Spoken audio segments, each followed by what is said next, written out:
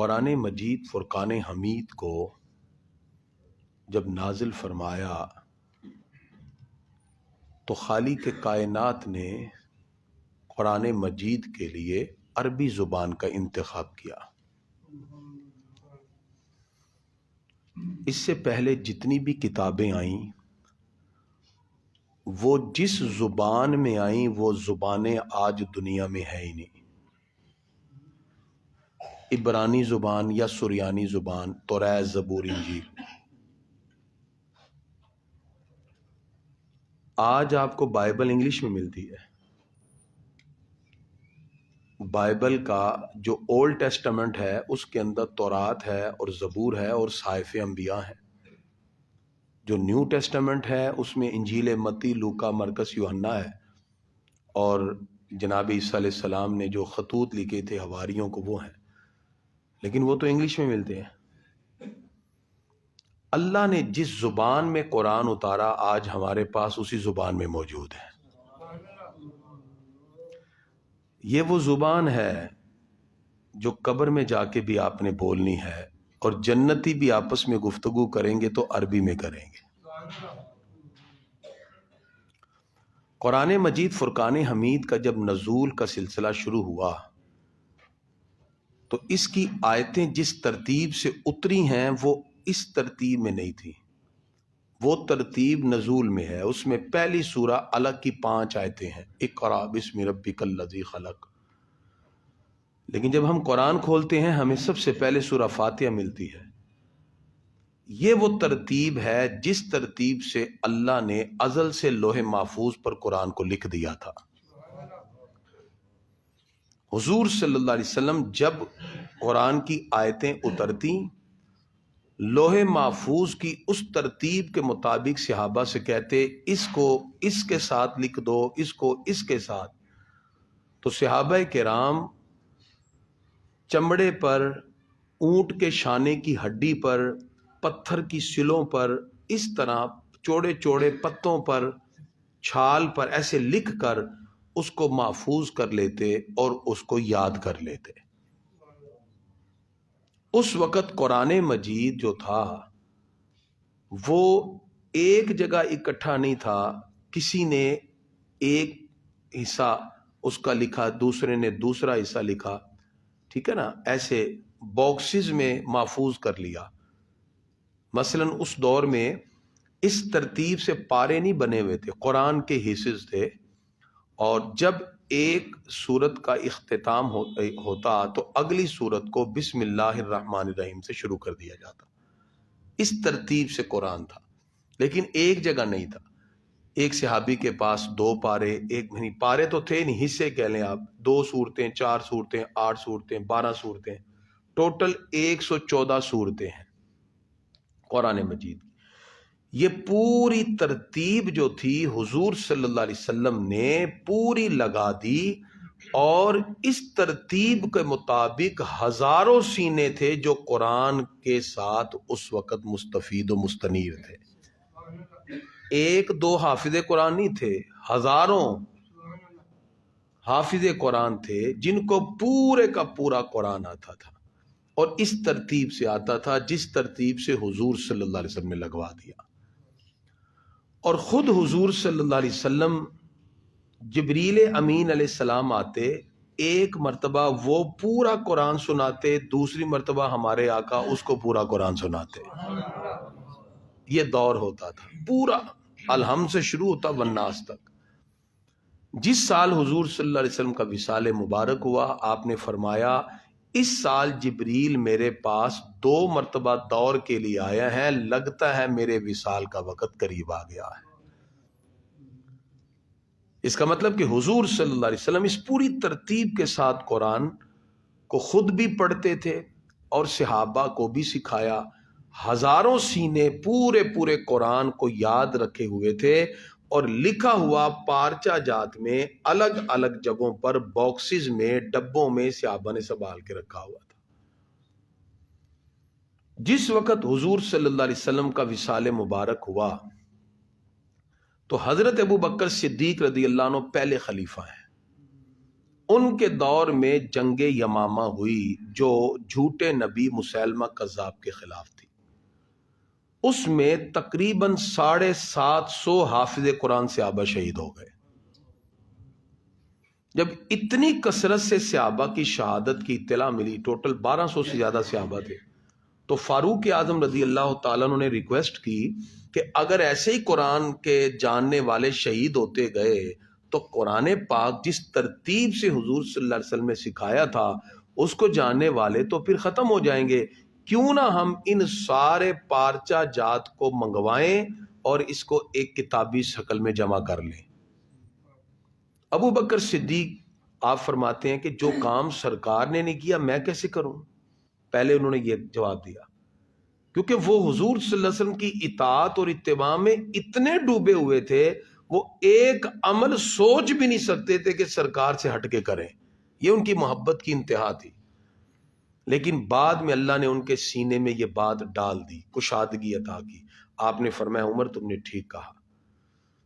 اب حضرت ابو بکر صدیق رضی اللہ تعالیٰ عنہ نے پوری امت کے افراد پہ ایک نظر ڈالی تو سب سے زیادہ عادل اس وقت جو آپ کو نظر آئے وہ حضرت زید بن ثابت رضی اللہ تعالیٰ عنہ تھے، جو قرآن کو جاننے والے تھے.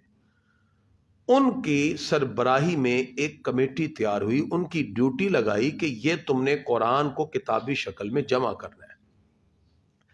یہاں ایک بات ذہن میں رکھیں، کچھ ایسے غیر مسلم سکولر ہیں جو آپ سے بھی زیادہ قرآن جانتے ہیں، کیونکہ ہم تو نام کے مسلمان اب رہ گئے، ہمیں قرآن کا اتنا کام، وہ ان کا کام ہی یہی ہے کہ اسلام پہ، ان کو اورینٹلسٹ کہتے ہیں، مستشرقین. اس میں سے ایک نال ڈیکے ہے، اس نے 14 جلدوں پہ کتاب لکھی، میں نے اس کا مطالعہ کیا. میں صرف اس لیے بتا رہا ہوں کہ ہم مسلمان ہیں، ہمیں اتنا قرآن کا نہیں پتا جتنا ان کو پتا ہے، حالانکہ وہ تو غیر مسلم ہے. ہمیں بھی اپنا تعلق قرآن سے جوڑنا چاہیے. پھر دیکھیں آپ کے دل میں اللہ کیسے روحانیت کے اتنے خوبصورت جذبات پیدا کرے گا. آپ سر سجدے میں رکھیں گے، دل کرے گا یا اللہ فجر کی اذانیں ہو جائیں سر اٹھے ہی نہ، کیونکہ اس وقت وہ رموز و اسرار کو آپ سمجھنا شروع ہو جائیں گے. وہ قرآن کی تلاوت شروع کریں گے، دل کرے گا رات تک پڑھتے ہی جائیں، وہ لذت آنا شروع ہو جائے گی جب آپ اس کے ساتھ تعلق جوڑ لیں گے. تو اب یہ جو قرآن مجید فرقان حمید ہے، اس کے بارے میں انہوں نے شکوک و شبہات پیدا کیے. نول ڈیکے نے کتاب لکھی اور نعوذ باللہ اس نے کہا یہ قرآن پاک جو ہے یہ اب ان کے پاس کیسے اصل حالت میں آ گیا. بڑے بڑے سوال اس میں اٹھائے. میں آپ کی صرف توجہ دلانے کے لیے پھر بات آگے چلاتا ہوں تاکہ آپ کا اس میں عقیدہ پورا ہو جائے کہ قرآن مجید فرقان حمید وہ کتاب ہے حقیقی طور پر قرآن کریم کو جمع کرنے والا خود پروردگار ہے. ہمیں تو اس میں بالکل ڈاؤٹ نہیں ہونا چاہیے. ہم مسلمان ہیں، آج چونکہ بہت سے ایسے مسلم لوگ بھی ہیں جو یہ سوال اٹھا رہے ہیں. اللہ تعالیٰ قرآن مجید فرقان حمید میں ارشاد فرماتا ہے، بسم اللہ الرحمن الرحیم، ان علینا جمعہ و قرآنہ، فرمایا بے شک اس کا جمع کرنا اور اس کا پڑھانا یہ ہمارے ذمہ ہے. تو جمع کرنا کس کے ذمہ پر ہے؟ اللہ تعالیٰ کے. اب کوئی شخص جتنا مرضی کوئی دلیلیں دے، اوپر سے آئے نیچے سے آئے، لاجیکلی بات کرے، انہیں کہ بھی جب اللہ فرماتا ہے اس کا جمع کرنا اور اس کا پڑھنا یہ ہمارے ذمہ پر ہے. لہذا آج آپ دیکھیے جیسے رمضان شروع ہوگا پوری دنیا میں قرآن ہی قرآن پڑھا جانا شروع ہوگا. ہر مسجد سے نماز تراویح قرآن کی آواز آئی. اللہ فرماتا ہے یہ ہمارے ذمہ ہے.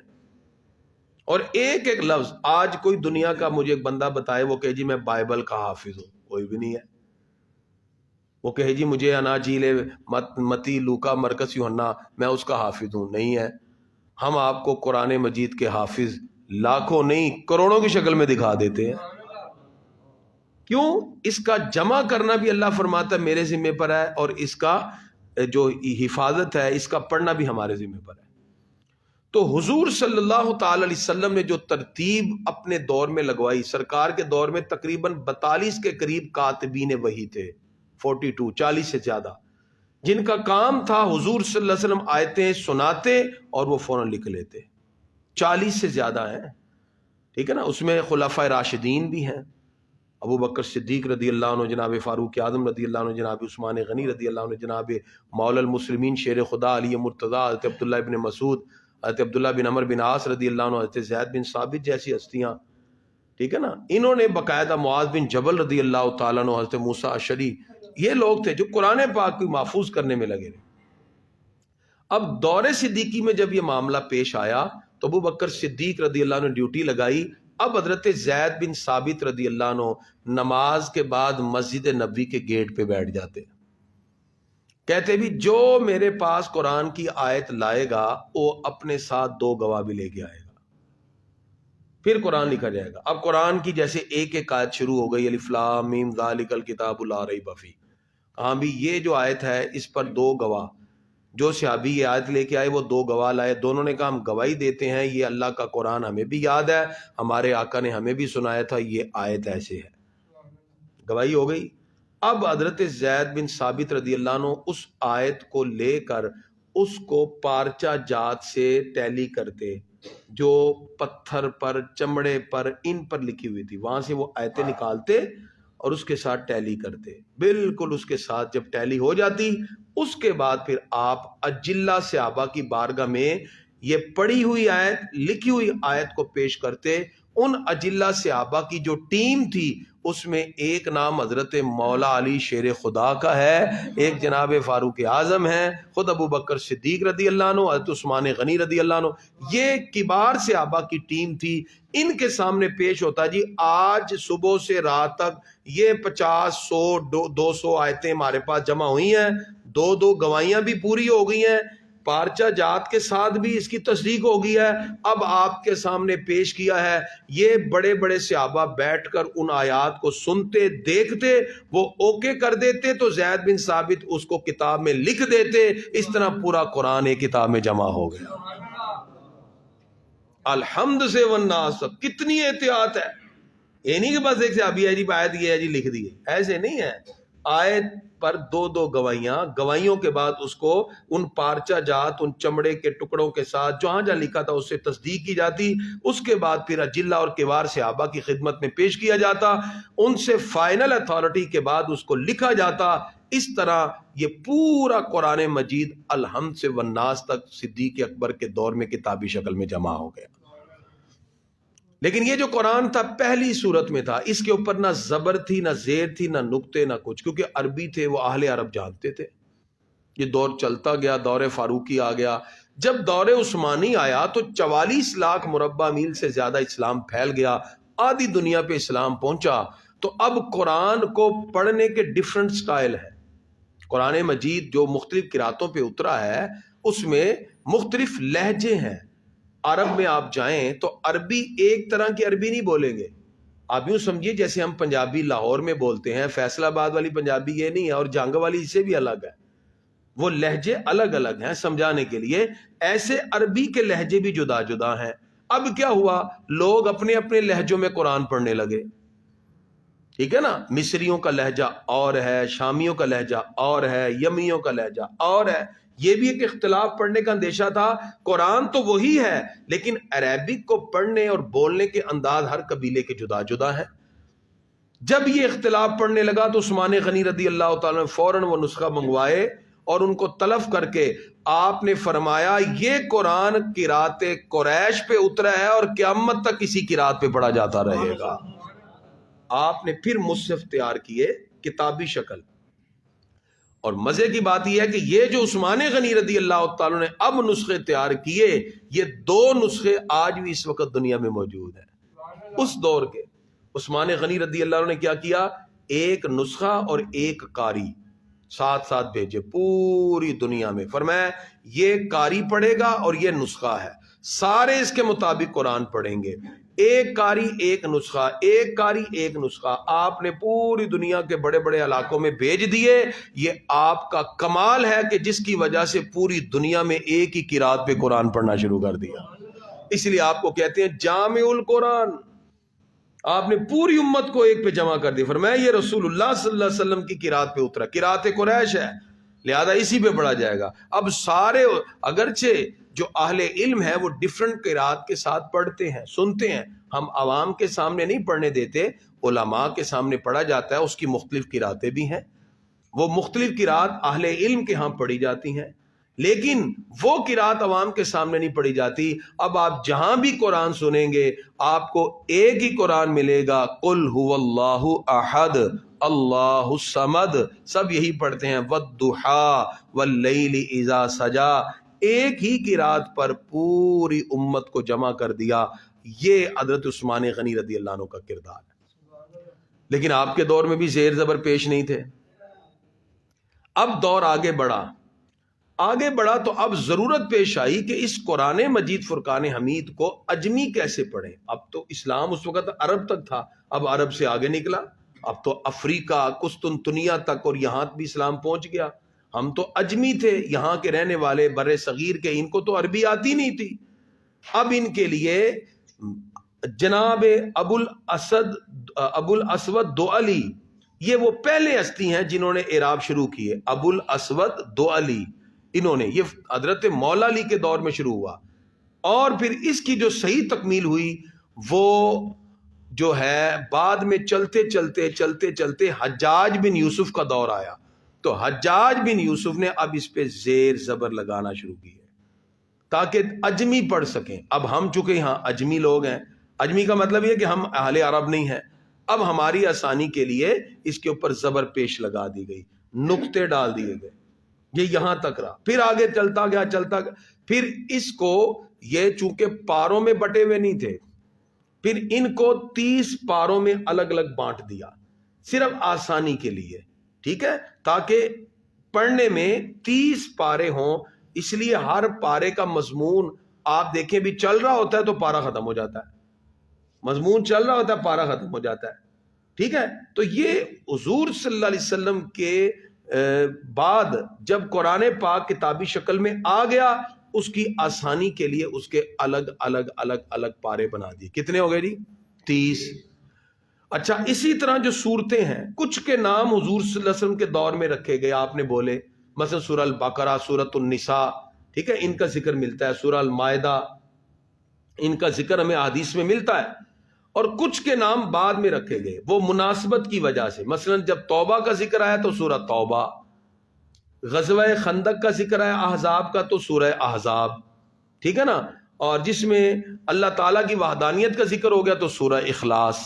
اس طرح ان صورتوں کے نام رکھ دیے گئے تاکہ پڑھنے میں بھی آسانی ہو جائے اور ایک لفظ سے اس کے پوری جو عبارت ہے، جو اس کا مضمون ہے، اس کا مین سبجیکٹ بھی اس کے اندر ذکر کر دیا جائے.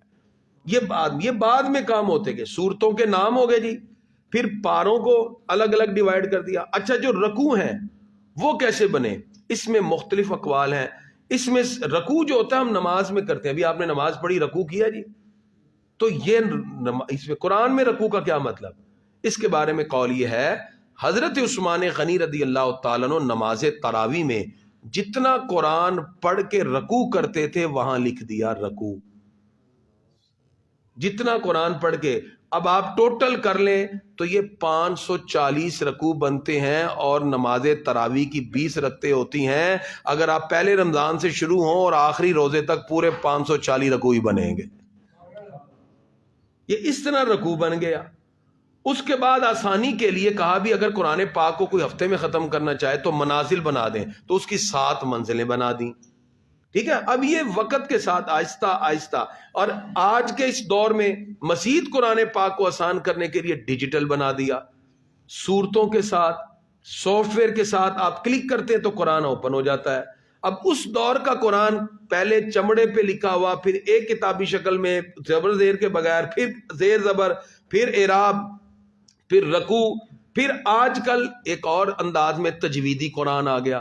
قرآن پڑھنے کے جو اصول اور رموز و اوقاف ہیں اس کو بڑے خوبصورت انداز میں قرآن کے ساتھ ہی لکھ دیا، کہتے جی تجویدی قرآن، ٹھیک ہے نا. اور اب مزید جو دور آ گیا اس میں ڈیجیٹل قرآن.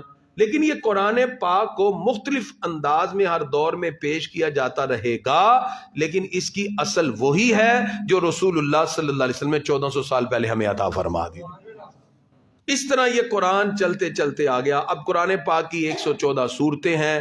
6236 کے قریب آیات بنتی ہیں، اس کے 540 رکوع بنتے ہیں. اسی طرح قرآن مجید فرقان حمید کے اندر باقی تمام کی تمام چیزیں وقت کے ساتھ ساتھ ڈال دی گئیں تاکہ ہر بندہ اس کو آسانی سے پڑھ سکے. یہ قرآن مجید کی خوبی ہے.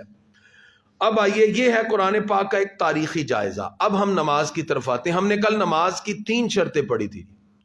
نماز کی پہلی شرط ہے جی پاکیزگی. دوسری شرط کیا ہے جی؟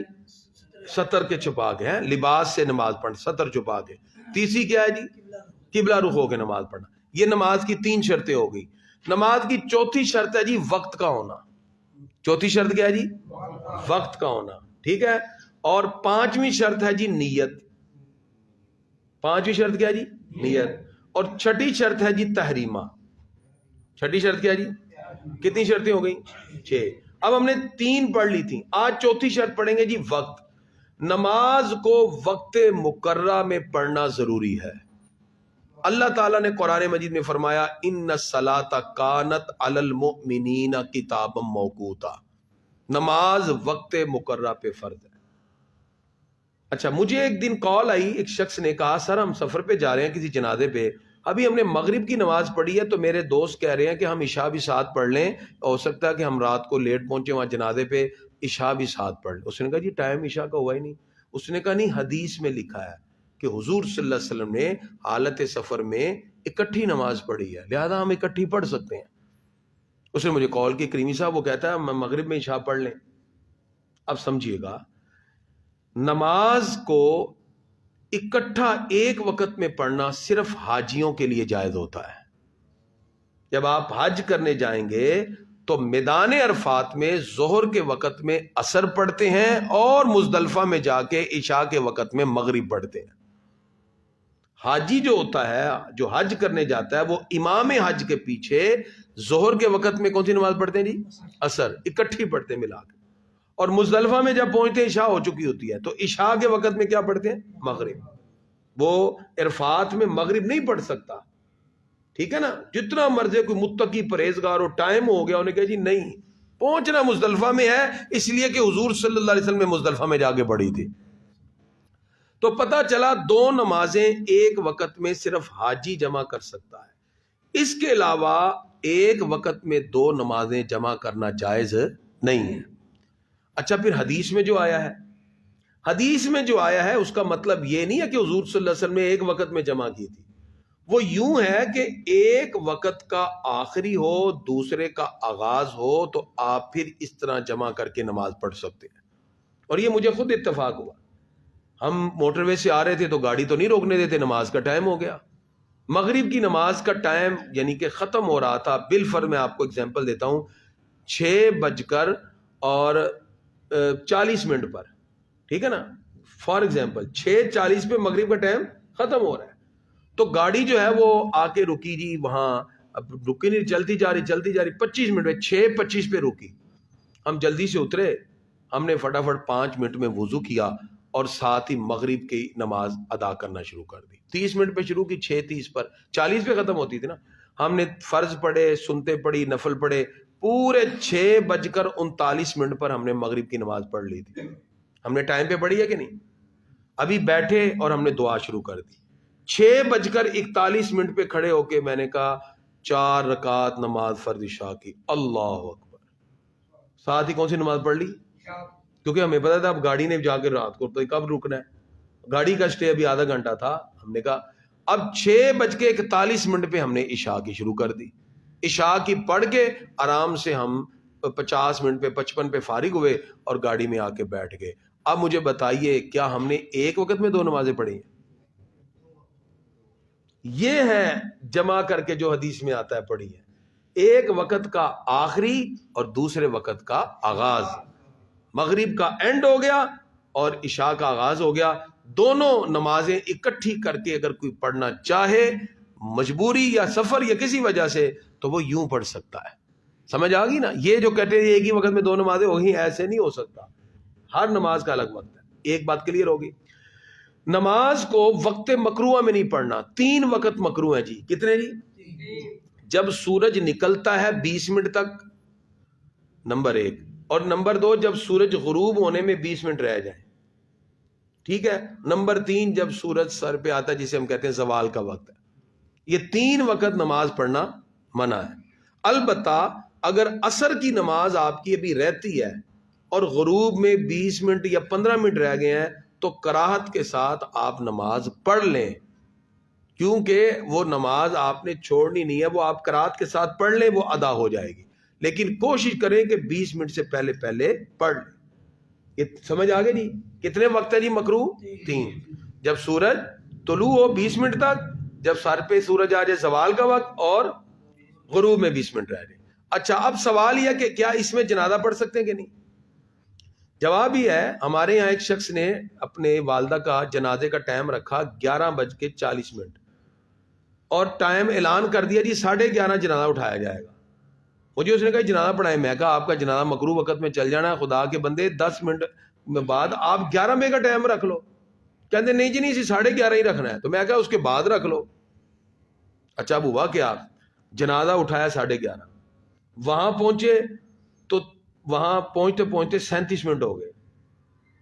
ٹھیک ہے، کہتے ٹھہرو جی وضو کر لو. وضو کر کے لوگ آئے تو 43 منٹ ہو گئے. جو جنازہ غیر مکروہ وقت میں آیا ہو اور اس کو لیٹ کر کے مکروہ میں داخل کر دیں، اب وہ جنازہ پڑھنا جائز نہیں ہوگا، کیونکہ جب جنازہ آیا وہ تو غیر مکروہ وقت میں تھا اور داخل کس میں کر دیا. میں کہا جی میں نہیں پڑھاتا، جنازہ پڑھ نہیں سکتا کیونکہ غیر مکروہ وقت میں، یا تو اسی وقت آ کے 36 منٹ پہ ہم شروع کر دیتے، 37 پہ 2 منٹ میں فٹافٹ جنازہ پڑھ لیتے. اگر جنازہ مکروہ وقت میں ہی آئے تو پھر مکروہ وقت میں پڑھ لو، لیکن اگر مکروہ وقت سے پہلے آیا اور مکروہ میں داخل کر دیا تو پھر درست نہیں ہے. تو ہم اپنے پیاروں کے جنازے کیوں مکروہ وقت میں پڑھیں؟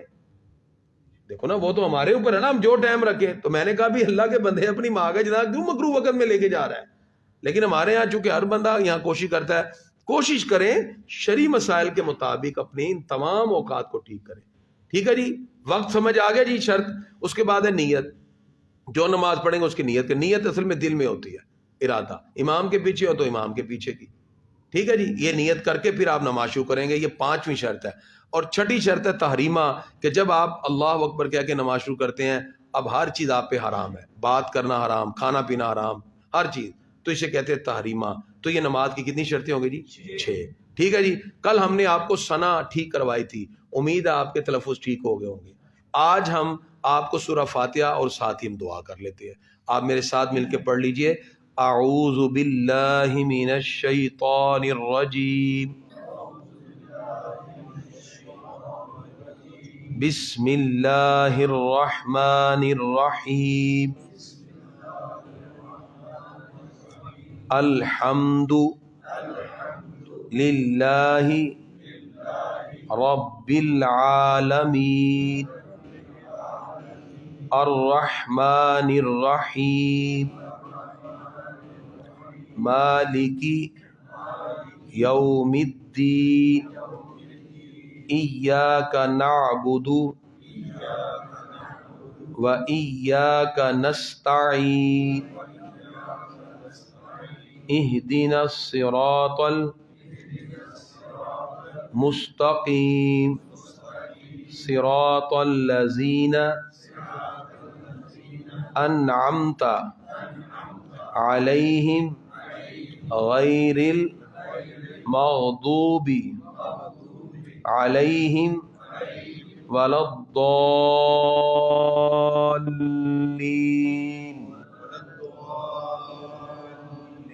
یہ مد لازم ہے، اس کو 5 الف کے برابر کھینچنا ہوتا ہے. ٹھیک ہے نا. اب یہ تلفظ کے ساتھ آپ نماز پڑھ، بالکل الفاظ بالکل، ہا کو آپ نے گانا. ٹھیک ہے. اب لوگ الحمدللہ، الحمد نہیں، الحمد ہا.